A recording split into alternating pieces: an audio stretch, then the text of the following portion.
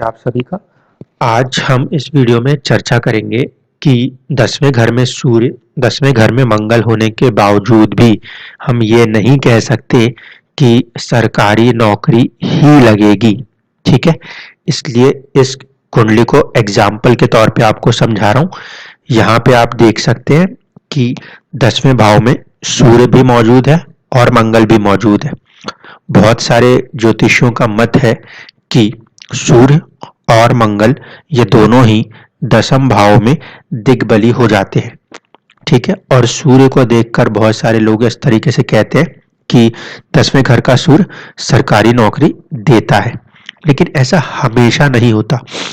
कुंडलियों के अंदर और भी कई सारी चीजें हैं जिन्हें कि देखा जाना चाहिए। तो आइए आज की इस वीडियो को शुरू करते हैं। ये जो कुंडली है ये शुरू हो रही है 6 नंबर की राशि से। 6 नंबर की राशि के स्वामी हुए बुध। बुध तो यहाँ पे लाभ भाव में नजर आते हैं और बुध जो है वो केतु के साथ बैठे हुए हैं। देखिए, केतु 11 डिग्री का है और हमारा मर्क्यूरी जो है वो भी 11 डिग्री का ही है। तो यहाँ पर कहीं ना कहीं जो बुध है उसके ऊपर केतु का बहुत ज्यादा प्रभाव देखने को मिलेगा।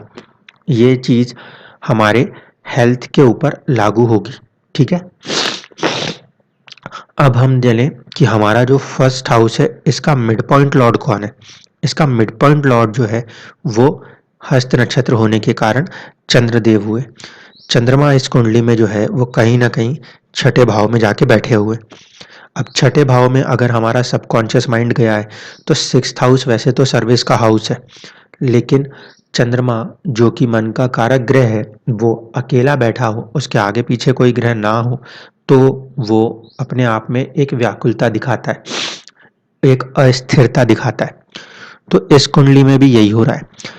चंद्रमा जो है वो सबकॉन्शियस माइंड वो चला गया है राहु के नक्षत्र के अंदर, शतभिषा नक्षत्र में। इसलिए यहाँ पे इंसान मन से बहुत ज्यादा ख्याल बनाएगा और चंद्रमा ना सिर्फ मन, इनके लिए इनका सबकॉन्शियस माइंड भी है। इसीलिए ऐसे लोग बहुत ज्यादा ख्यालों में जीना शुरू कर देते हैं और ज्यादा ख्यालों में जीने वाले लोग फिर कर्म से कहीं ना कहीं अपने आप को दूर कर लेते हैं। तो ये हुई सबसे पहली चीज कि सबकॉन्शियस माइंड का जो लॉर्ड है वो, एक तो उसके आगे पीछे कोई नहीं है, दूसरा कि वो छठे भाव में चला गया। दूसरी चीज को देखिए कि 10th हाउस का एनालिसिस करना हो तो 10th हाउस का जो लॉर्ड है वो है यहाँ पे बुध खुद ही, और वो 11वें भाव में गया है। इसे देख के तो लगता है कि ये बहुत ज्यादा लाभ देने वाला कार्य होगा, लेकिन यहाँ पे 10th हाउस के अंदर आपको दो ग्रह दिखेंगे, एक है सूर्य और एक है मंगल। सूर्य जो है वो इस कुंडली में 12th हाउस का लॉर्ड है। और अगर मैं आपको स्ट्रेंथ दिखाऊं तो देखिए, सूर्य की स्ट्रेंथ बहुत ही ज्यादा है, ऑलमोस्ट 200 क्रॉस कर चुका है। ठीक है, तो ये जो सूर्य है जिसे कि आप 10th हाउस में देख के सोचते हो कि वो आपको गवर्नमेंट जॉब देगा, वो असल में यहाँ पे लॉस हाउस 12th हाउस का लॉर्ड है, इसीलिए नुकसान ज़्यादा देगा। ऐसी परिस्थिति में यहाँ पे हम ये कहें कि इंसान को सरकारी नौकरी करनी चाहिए, उससे ज़्यादा बेहतर है कि ये जातक विदेश में जाकर अपनी जगह से दूर जाकर काम करे, तो कुछ उम्मीद है कि ये सूर्य इनको कार्य करने देगा। क्योंकि 10वें घर में सूर्य जो है वो बहुत ज़्यादा अथॉरिटेटिव बना देता है, और बहुत ज़्यादा अथॉरिटेटिव होने के कारण काम नहीं मुमकिन। मंगल को देखें तो मंगल इस कुंडली में 8वें भाव का और तीसरे भाव का स्वामी है, जो कि ट्रांसपोर्टेशन, क्योंकि थर्ड हाउस कनेक्ट हो रहा है और वो हो रहा है मंगल के साथ, इसीलिए मंगल गाड़ियों को क्योंकि रिप्रेजेंट करता है, तो ट्रांसपोर्टेशन का छोटा मोटा काम जो है वो इन्होंने करने की कोशिश करी, लेकिन हुआ क्या कि वो ज़्यादा लंबे समय तक नहीं कर सके। ऐसा क्यों? इसका रीज़न ये है कि यहाँ पे जो सूर्य और मंगल हैं दोनों ही आर्द्रा नक्षत्र में बैठे हैं, जिसके स्वामी हुए राहु, और इन दोनों से ही यानी कि मंगल से भी और सूर्य से भी राहु जो है वो षडाष्टक हो गए हैं, 6-8 के रिश्ते में आ गए हैं।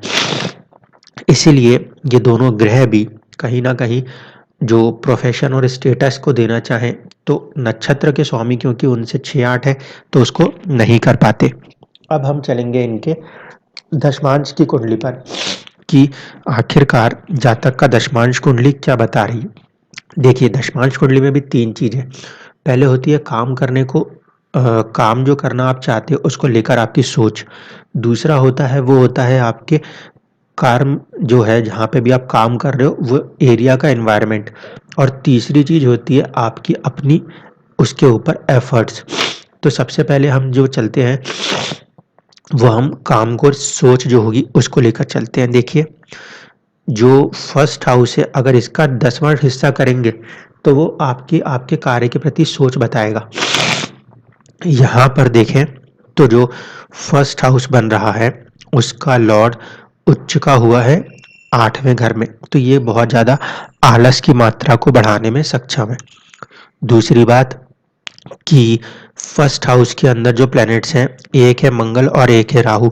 अंगारक दोष का फॉर्मेशन है जिसमें से मंगल जो है वो ना सिर्फ कि 5th हाउस का लॉर्ड है बल्कि 12th हाउस का भी लॉर्ड है। और राहु यहाँ पे उसकी दोनों ही प्रवृत्तियों को बढ़ा देगा। पहली प्रवृत्ति जो होगी वो होगी ज्ञान बांटना और दूसरी प्रवृत्ति जो होगी वो होगी कि कहीं ना कहीं कर्म के अंदर लॉस। ये माइंड ये थॉट है उनकी, क्योंकि हम फर्स्ट हाउस का 10th डिवीजन देखते हैं। जब हम इस 10th हाउस का 10th डिवीजन करेंगे तो हमें जो मिलेगा वो मिलेगा ये 10 नंबर। अब हम 10 नंबर से कुंडली को बनाते हैं कि एनवायरनमेंट कैसा होता, वर्क एनवायरनमेंट। तो वर्क एनवायरनमेंट को जब हम देखने जा रहे हैं तो यहाँ पे देखिए, यहाँ के स्वामी हुए शनि। शनि गए हैं 2nd हाउस के अंदर। इसका मतलब है कि इंसान अगर कोई कर्म कर सकता है प्रॉपर तरीके से तो वो अपने कुटुंब के साथ जुड़ के, अपने घर वालों के साथ जुड़ के ही कर सकता है। लेकिन यहाँ पे भी वो कर्म क्यों नहीं कर पाएगा, इसको समझिए। यहाँ पे देखें तो चंद्रमा जो है वो उच्च का बैठा हुआ है। चंद्रमा उच्च का होने के कारण मन जो है वो फिर बहुत ज़्यादा ख्यालों में रहेगा। मैंने यहाँ भी बताया कि जो मिड पॉइंट लॉर्ड है, सबकॉन्शियस माइंड लॉर्ड है, वो चंद्रमा है। तो प्रोफेशन के लिए भी जब हम उसको ही यूज़ करेंगे तो कहीं ना कहीं इंसान बहुत ज़्यादा ड्रीम्स में, बहुत ज़्यादा सपनों में अपने आप को व्यस्त रखेगा। तीसरी चीज़ होती है कि हम यहाँ के लॉर्ड को लें, मर्क्यूरी को। तो जब हम मर्क्यूरी को लेते हैं तो देखिए मर्क्यूरी में क्या प्रॉब्लम है। मर्क्यूरी के साथ प्रॉब्लम ये है कि इसको सभी इसके शत्रु ग्रह जो है वो देख रहे हैं।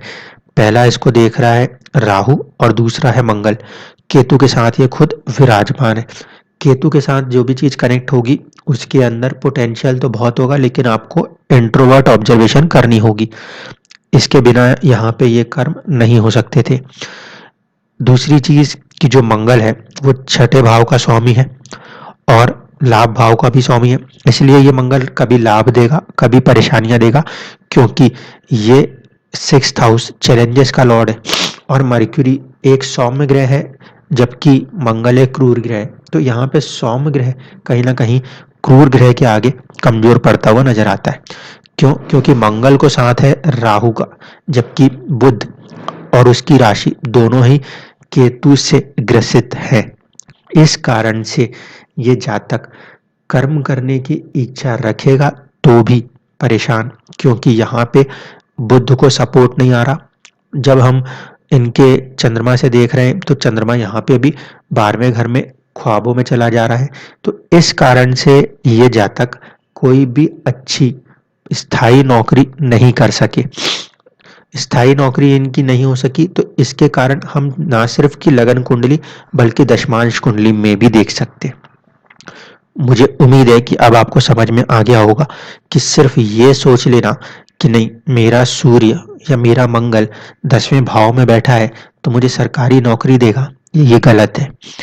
आपका जो भी ग्रह 10वें भाव में बैठा है वो जिन भावों के स्वामी है और वो जिन नक्षत्रों में बैठे उन नक्षत्रों के स्वामी के साथ उनका जैसा रिलेशन होगा उसी तरीके से वो अपने किसी भी रिजल्ट को कर पाने में सक्षम होंगे। इसीलिए कभी भी सिर्फ ये सोचकर कि नहीं मेरा तो ये ग्रह बैठा है और मुझे ये बताया गया है, आप कोई भी फैसला जल्दबाजी में कभी भी ना लें। धन्यवाद।